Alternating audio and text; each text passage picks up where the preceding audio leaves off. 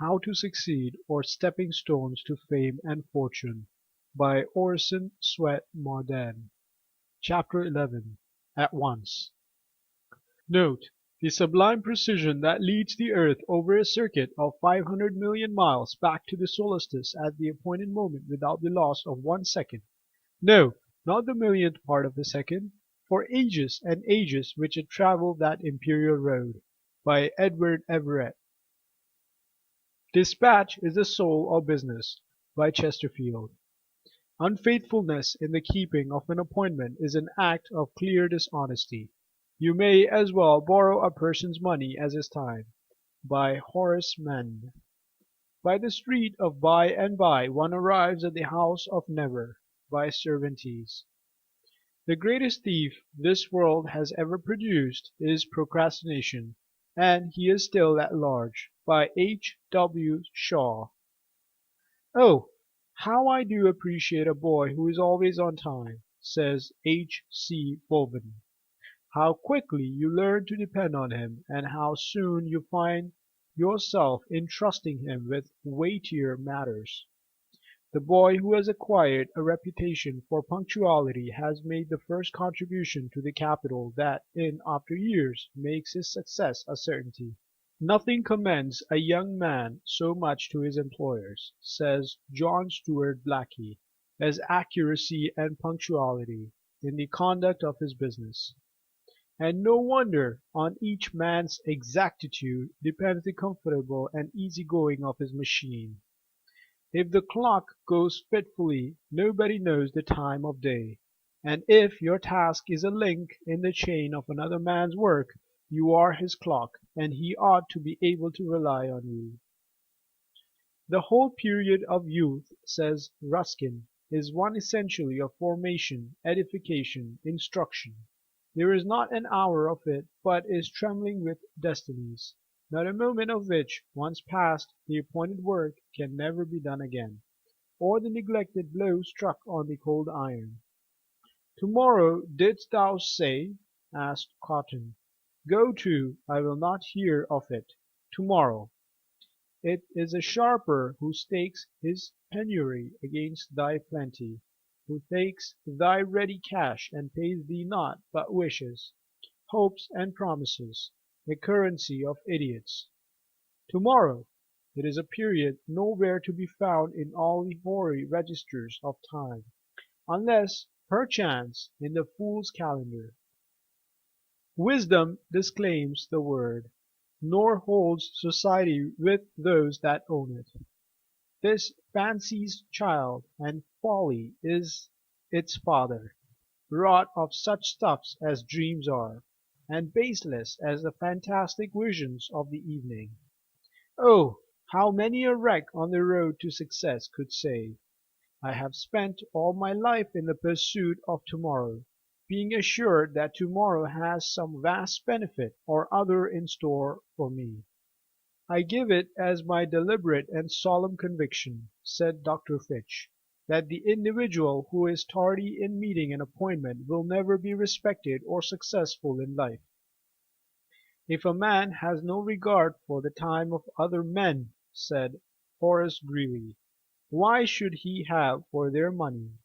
What is the difference between taking a man's hour and taking his $5? There are many men to whom each hour of business day is worth more than $5. A man who keeps his time will keep his word. In truth, he cannot keep his word unless he does keep his time." When the Duchess of Sutherland came late, keeping the court waiting, the Queen, who was always vexed by tardiness, presented her with her own watch, saying, "I am afraid yours does not keep good time."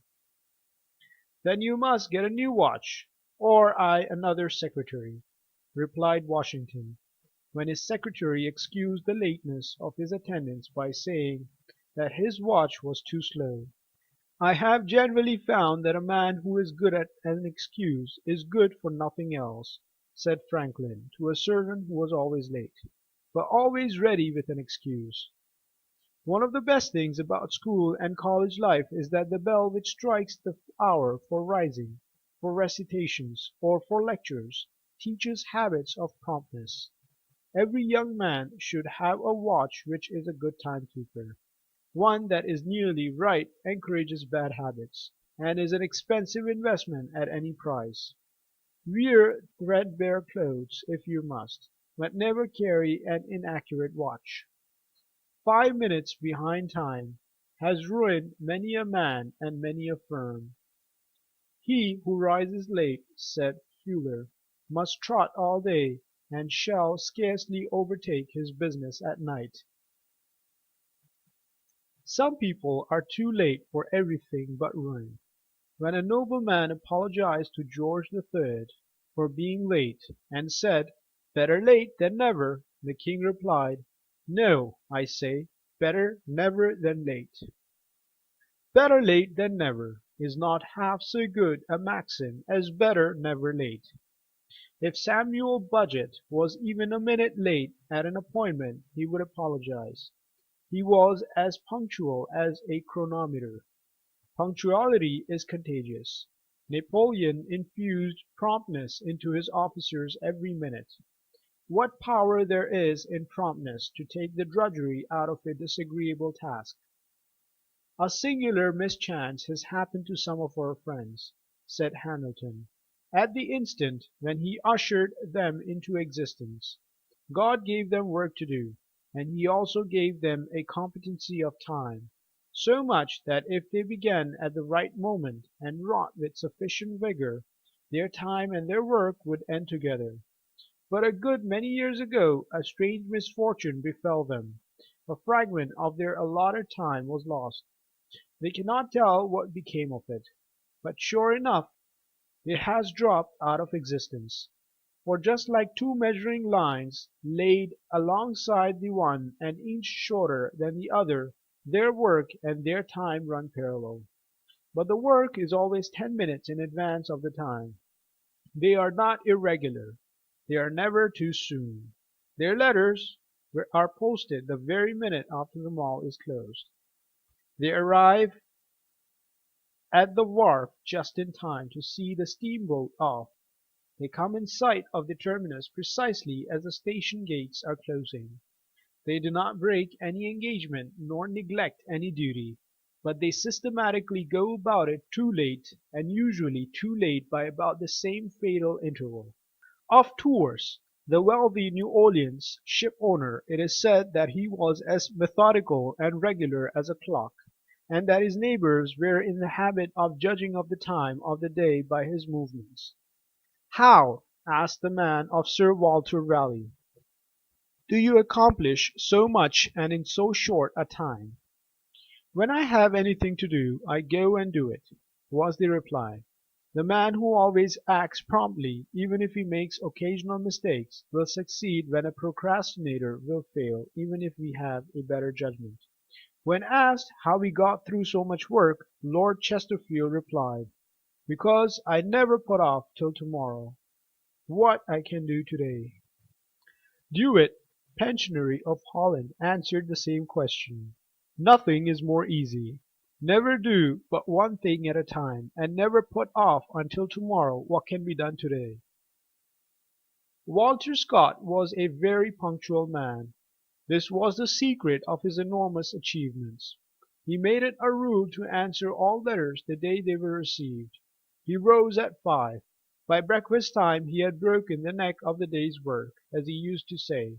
Writing to a youth who had obtained a situation and asked him for advice, he gave this counsel: "Beware of stumbling over a propensity which easily besets you from not having your time fully employed. I mean what the women call dawdling. Do instantly whatever is to be done, and take the hours of recreation after business, never before it." Frederick the Great had a maxim: "Time is the only treasure of which it is proper to be avaricious." Leibnitz declared that the loss of an hour is the loss of a part of life. Napoleon, who knew the value of time, remarked that it was the quarter hours that won battles. The value of minutes has been often recognized, and any person watching a railway clerk handing out tickets and change during the last few minutes available must have been struck with how much could be done in these short periods of time. At the appointed hour the train starts and by is carrying passengers at the rate of 60 miles an hour. In a second you are carried 29 yards. In 1/29th of a second you pass over 1 yard. Now 1 yard is quite an appreciable distance, but 1/29th of a second is a period which cannot be appreciated. The father of the Webster brothers, before going away to be gone for a week, gave his boys a stint to cut a field of corn, telling them that after it was done, if they had any time left, they might do what they pleased. The boys looked the field over on Monday morning and concluded they could do all the work in 3 days, so they decided to play the first 3 days. Thursday morning they went to the field, but it looked so much larger than it did on Monday morning, that they decided they could not possibly do it in 3 days, and rather than not do it all, they would not touch it. When the angry father returned, he called Ezekiel to him and asked him why they had not harvested the corn. "What have you been doing?" asked the stern father. "Nothing, father." "And what have you been doing, Daniel?" "Helping Zeki, sir." "How many boys, and men too, waste hours and days helping Zeki?" "Remember, the world was created in 6 days," said Napoleon to one of his officers. "Ask for whatever you please except time." Railroads and steamboats have been wonderful educators in promptness. No matter who is late, they live right on the minute. It is interesting to watch people at a great railroad station, running, hurrying, trying to make up time, for they well know when the time arrives the train will leave.